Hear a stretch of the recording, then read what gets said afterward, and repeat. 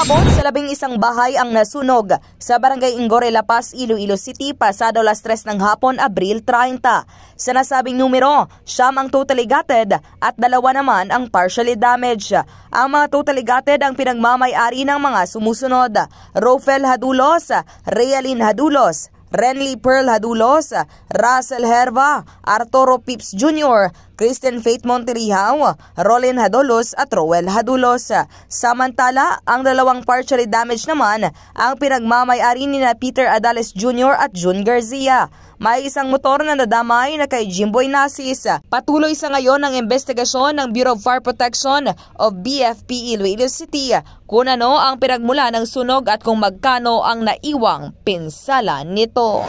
Sa ngayon, temporaryo silang mananatili sa evacuation center ng barangay at problema pa sa ngayon kung paano sila muling magsisimula.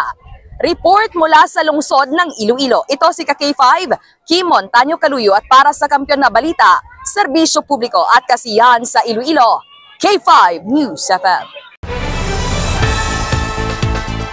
Ang ining balita ang ginadulong sa inyo sang DTX Coffee Mix. Himo sa natural nga sangkap pareho sang amarkuso, chia seeds, desugared sugared cane extract powder. DTX Coffee Mix. Nakakapi ka na, naka-detox ka pa. DTX Coffee Mix. Mabakal sa mga butika.